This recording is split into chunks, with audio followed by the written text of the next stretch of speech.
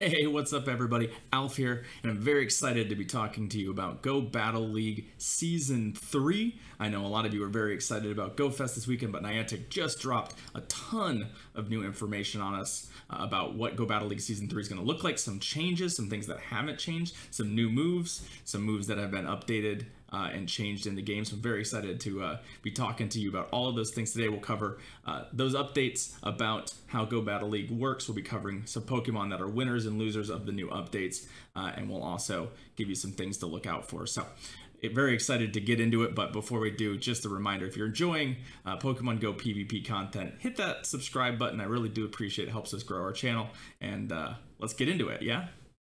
So we'll start by covering some of the things that have changed or not changed in Go Battle League Season 3. Some of these are a pretty big deal. Some of them are going to really make or break, I think, a lot of people's enjoyments of Season 3 of Go Battle League. And the first one I wanted to cover is one that I think many of you will be very excited about, especially those of you who like watching Go Battle League and battles on Twitch.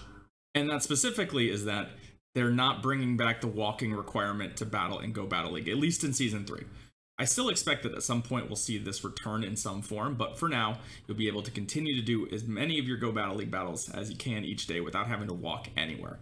This is great, especially for folks like me who stream on Twitch. It allows me to do all 5 of my sets live without having to get up and walk around it. I don't have to, skirt the terms of service by getting my hands on, say, a swing. And ultimately, I think allowing people to battle as much as they want is a benefit for them. I think they can probably find other ways to monetize Go Battle League that don't involve gating it behind some sort of walking requirement. I do think ultimately we'll see the walking requirement return. They seem pretty insistent on it in the early promotional materials, but for now, given the circumstances around the world, I'm really excited to be able to continue to battle without having to walk around a bunch between each set of battles. The second and pretty exciting thing is that they're adding more cups. So not only did we see Premier Cup in Season 2, which was Master League with no legendaries, but they're going to extend that to Ultra League, which I think is going to be really interesting. Removing legendaries from Ultra League removes Giratina, removes Cresselia, removes Registeel, but it allows some things to thrive. I think the Ultra League Premier Cup meta is going to be pretty interesting to start, although early indications show that it may end up being very driven by the starter Pokemon, Swamperts, and then Swampert counters, and then counters to Swampert counters. So we may see what we saw in Master League, which is that the meta becomes pretty stale pretty quickly. But it is something different, it's something new. They're also going to be introducing something called the Flying Cup, and they've alluded potentially to other themed cups as well. But this is the first time that they've limited a cup to a specific type. It'll be flying types only. We don't know more than that necessarily. We don't know what league it'll be played in. We don't know if there'll be any additional rules, but it's exciting to see them experimenting with formats beyond just the expected ones. Downside, for anyone who's played a lot of self tournaments, you know that type and limited use metas can be extremely taxing on your Stardust reserves. So I highly recommend being very careful about what you power up for these cups, because you can easily run yourself out of Stardust for something that you'll likely never use again. The last, most important feature, hallelujah, battle until you win is dead. At least for now. I don't know who came up with battle until you win. I don't know what problem it was looking to solve, but it genuinely was a absolutely miserable feature. Nothing was worse than going 0-5 in a set and then having to continue to battle and lose MMR in that same set. It was really miserable. It also opened up the door to the tanking strategies that have sort of thrown the leaderboard into chaos over the last couple weeks. It's very easy to lose 15 games in a row a couple times and then use the calculation to catapult yourself up the top of the leaderboard. Couple things will happen. One, those tanking strategies are going to be less reliable now. You're going to have to play a lot more and lose a lot more sets, which are limited obviously by the number you can do a day. And two, and I'm going to catch some flack for saying this, but because battle until you win is gone, even if somebody is tanking and they use the tanking method to get to where they are, they'll look basically indistinguishable from everyone else on the leaderboard. I still think that this needs to be fixed. It's a massive problem. but it will eliminate people simply calling each other out, assuming that they've tanked, assuming something that they don't know just based on the number of battles they've had. And frankly, I think that's a positive thing for our community. I think, this system has its problems, but there's no reason necessarily to be attacking other trainers for using the system to their benefit. Ultimately, I'm just really glad this feature is gone. Nothing ever has been as disheartening as going 0-14 in a set, and earning a tiny bit of Stardust for your reward. I would much rather them just give you a baseline reward for participating in a Go Battle League set and leave this feature dead and on the cutting room floor for forevermore. All right, the next pretty exciting thing about the Season 3 update is some updates to some specific moves in the game. And I'll cover all these really quickly, and then we'll dive into the Pokemon that these really help and benefit across the board a little later, but I wanted to at least make sure that we cover these as they're all pretty darn important. The first being Drill Peck getting a slight buff. Not very many Pokemon currently have access to Drill Peck. The one that you would probably come to mind immediately is Zapdos, who obviously will benefit from this quite a bit, and there is a little fun surprise in regards to Drill Peck coming a little later for you. Brave Bird is kind of an interesting case. It wasn't really a charge move that had any use. Sky Attack basically always being the better move on it, but moving it into a category like Overheat, where it's a powerful move that's going to debuff you, is going to make for some really interesting play, and is going to actually make it an interesting move to use. I'm a big fan of these self-debuffing moves because I think they create interesting play patterns. They create some real tension between when you want to use it and how you want to use it. I'm a big fan of this update, and will be interesting to see which Pokemon use it. The first one that comes to mind with Brave Bird is that Skarmory has access to it, and given an update a little further down the list, you might start seeing it on Skarmory. Infestation. Oh, I'm so excited. Infestation is a big bonus. Funny enough, it's not really a bonus on most of the bug types that it's on, but Weezing, Swalot, and Garbodor all have Infestation as their primary fast move, the only real fast move that they got. And having it generate energy more quickly is going to make all of those Pokemon a lot better. It's going to make them relevant, don't know, but at least they'll have access to a reasonably good fast move. Next is kind of interesting because there's already a pretty decent fast move, but making it even better as an energy generating move is really going to be interesting. It's going to make the Alola Marowak conversation in Great League more interesting again between Fire Spin and Hex, and it's going to really benefit Drifblim, who I think we'll talk about in a little bit. Powder Stow is another one where, the boost is nice. It deals more damage, great. It was already a good fast move. It's already on pretty good Pokemon. This is just an across-the-board buff to some of the ice types that see fringe play. Something like Frostlass, for example, could see a little more play because of this. And also may be a conscious effort to make Abomasnow a bit more relevant. You'll see another example of that below. In fact, you'll see another example of that right now because Blizzard now deals more damage. Nobody asked for this. I don't know what benefits from this necessarily, but Blizzard does more damage. Abomasnow has Powder Snow and Blizzard. That's something. I'm going to pair the next two together because I think if you look beyond the words here, you're going to see something specific. Flash Cannon requires more energy. Focus Blast does less damage. Flash Cannon Focus Blast is the moveset of Registeel, which was dominant in Great League and pretty dominant in Ultra League. This is nothing more than an across-the-board debuff to Registeel. We don't know how much. I don't think it'll make Registeel irrelevant in either of those leagues, but it's certainly going to make it less good against its counter swaps. One of the things that made Registeel so great was even when you swapped in the counter, frequently you had to shield a Focus Blast to win that matchup, which made Registeel extremely powerful. These debuffs are good. They don't do a lot of collateral damage. I said earlier, Brave Bird, you might start seeing on Skarmory because its other move tends to be Flash Cannon. And now that that's been debuffed, I don't know how much you're going to see Flash Cannon around anymore.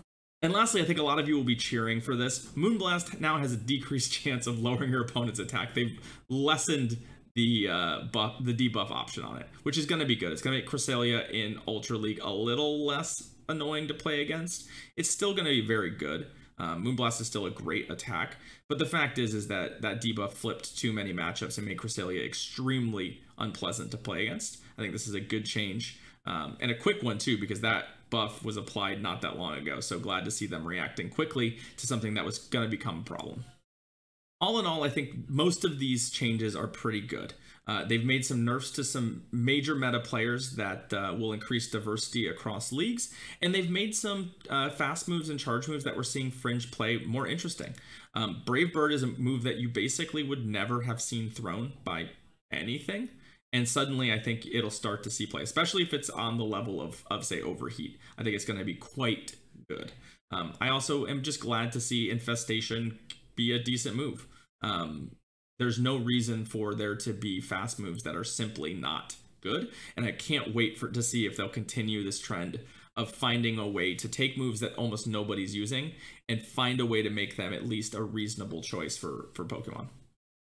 All right, the last little bit of updates they gave to us are a few new moves for various Pokemon and some things that I think are going to be really, really interesting. The first is they gave Bravery close combat. There's a couple birds that know a big fighting type move. I don't think that this is going to be something you're going to be all that worried about. Bravery is just not really well positioned in any of the current metagames, but it might have play in that Flying Cup they mentioned earlier. In close combat, I guess, could be relevant there. Speaking of relevant stuff, Abomasnow getting Ice-type Weather Ball I think is a big deal. Abomasnow as an Ice-type was pretty underwhelming because its only Ice-type move was Blizzard. It had a very hard time getting to Ice-type charge move damage. Now I think with some combination of either Razor Leaf and Weather Ball, or Powder Snow Weather Ball and Energy Ball, I think Abomasnow is going to be quite good, and is an interesting core breaker between Azumarill and Altaria because it actually has good moves against both. This is a vast improvement, and I'm glad to see Abomasnow get some love. Next up is a Pokemon that I think most of you probably didn't save in your inventory, and that's Pelipper, who's getting the Weather Ball of the water types. Wow, that was an interesting turn of phrase. Pelipper with Weather type Water Ball is really Weather type Water Ball. But turns out giving it Weather Ball makes it pretty darn good. It's not going to be overwhelming, it's not going to be meta defining, but it does have some really interesting matchups. It does have some really strong play, and this move just gives it a reasonable charge move. All of its charge moves before were the big flashy nuke type moves, things like Blizzard and Hurricane, and giving it Weather Ball, it gives it some play. It's got decent stats, it's got decent typing. It'll be a ton of fun to play. Lastly, and the one that I think might end up being the biggest player, at least in Ultra League, is going to be Empoleon with Drill Peck. Drill Peck is going to probably replace Hydro Cannon, which I know sounds crazy, but ultimately with waterfall damage, you really don't frequently need that extra reach there. And Drill Peck's going to give you some coverage. It's going to make some really powerful plays. We don't know what the stats on new Drill Peck look like, but if it's anything like what we can imagine it being, it's going to be pretty darn strong. I think most of these Pokemon will make a splash, and that's not just because two of them are water types. But I think all of these Pokemon are stand to improve greatly from this. They're going to have some play. I think Bravery is the only one you're really not going to see around, not only because I don't think it's all that strong a Pokemon, but also accessibility is still a problem for Bravery, given that the only way to really get Rufflets right now is still via Go Battle League rewards. I just don't think you're going to see them much.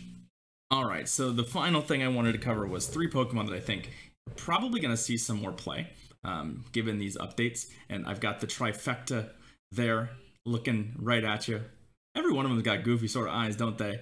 These are 3 Pokemon that I think are going to see significantly more value once we get this updates. So I'll talk about each one a little bit and give you an idea. We don't know these moves yet. We don't know what the updates to the moves are, but these are Pokemon that I think are going to maybe go from the fringes to, or in some cases, total uselessness to actually pretty darn good. And I'll start with Drifblim. Drifblim benefits really only from the Hex update. It was already well statted. It was already well typed.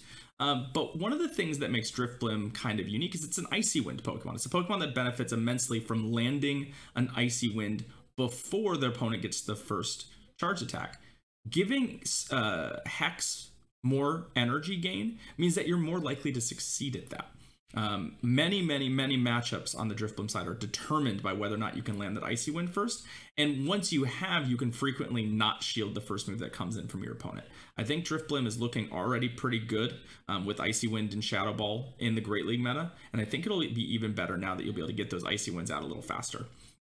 I've chosen to highlight Garbodor from the Infestation buff specifically because I think Infestation, if it gets up to Snarl range, and Body Slam is a really powerful combination. Body Slam hits almost everything in Great League for neutral damage, and I think that you've seen Munchlaxes and Vigoroth as safe swaps. I think you could see Garbodor as a safe swap.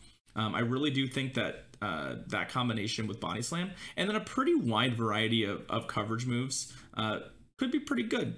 I think just like Garbodor though, Swalot and Weezing both benefit immensely from the Infestation buff. They're in the poison typing, they can hit Azumarill really hard. Weezing has the crazy Shadow Ball moveset, which honestly it makes it pretty darn powerful against almost anything, and if you can really rattle off Shadow Balls, you're going to be able to put a lot of pressure on almost anything. And the last, of course, I'm going to highlight Pelipper. Pelipper has some really, really unique matchups, and especially given Weather Ball and that water damage. Water is already an excellent typing. Pelipper is capable of beating Azumarill. It's capable of beating Stunfisk. It's capable of beating a lot of the meta players. And if you do pack it with, say, Blizzard, you could do an awful lot to an Altaria. I mean, you could one-shot it if you wanted to. I think you'll end up running it with Weather Ball and Hurricane, but I do think it's going to be a powerful new Pokemon that you can try out, and something that I think is going to be a ton of fun to use. Weather Ball is a great move as far as speed and putting pressure on your opponents, and I'm really glad to see them adding it to more and more Pokemon.